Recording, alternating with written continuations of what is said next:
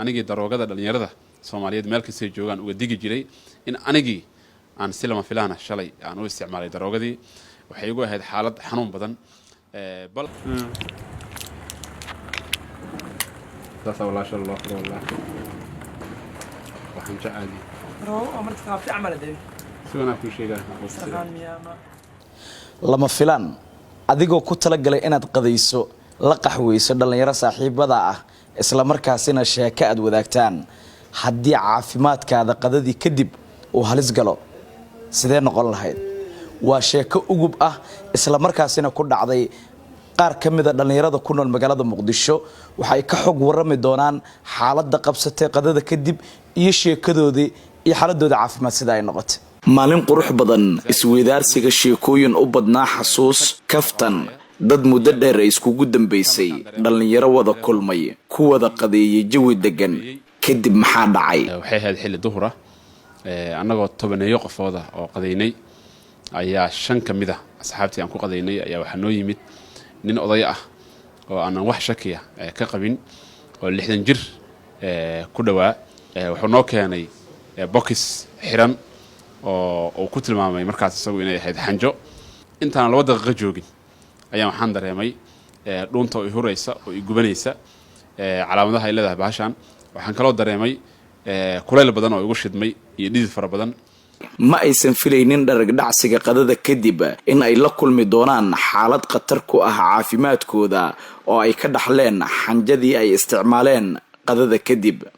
xanjo ku jirtay box oo eg midka kaniiniga ayaa loo keenay si lama filaan ah dhalinyaradan oo iyaguba u baahnaa in ay iska dejiyaan dharagta cuntadii iyo cabitaankii ay isticmaaleen Axmed Abshir Geedi oo ah gudoomiyaha xarunta horumarinta qoyska ee Guryasamo oo qayb ka ahaa dhalintii ay saameysay dhacdadan daroogada dadban ah ee loo qariyay ayaa sharaxaya sida ay wax u dhaceen waxay ahayd xilli duhura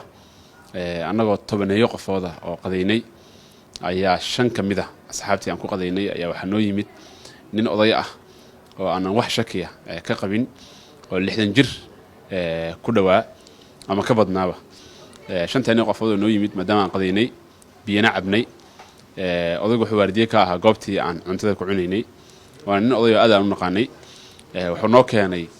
box xiran oo ku tilmaamay markaas isagu inay ahayd xanjo boxkii ayuu wuxuu u dhiibay 5 nin kamid ah ninkii wuxuu dhahay aan cunno bahashan maadaama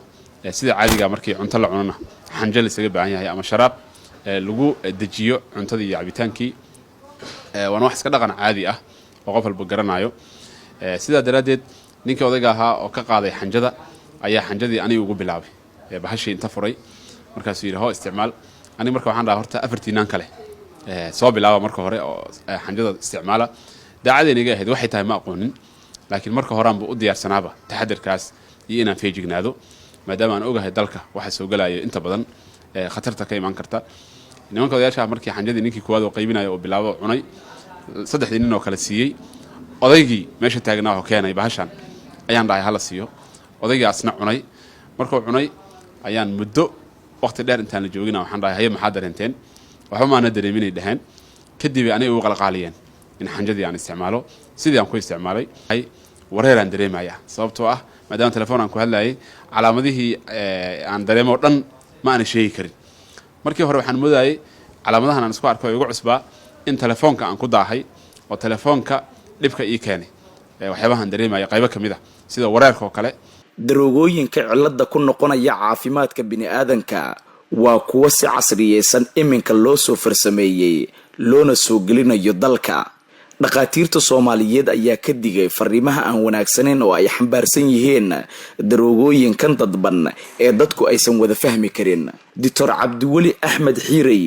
xogayaha arrimaha bulshada ee ururada dhaqaatiirta Soomaaliyeed ayaa sheegay in dhalinta Soomaaliyeed looga baahan yahay in ay iska ilaaliyaan khatarta laga dhaxli karo daroogada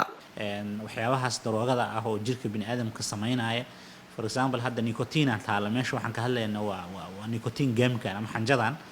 xanjadaan marka effectigiisa sameynay marka sidee looga digtoonaan karaa waxa looga digtoonaan karaa kaliya wax walba la isticmaalaa in la iska fiiriyo contentiska jira dadku haddii iska indhatiraynin xanjada laftirkeeda waa contentiska uu ku cad yahay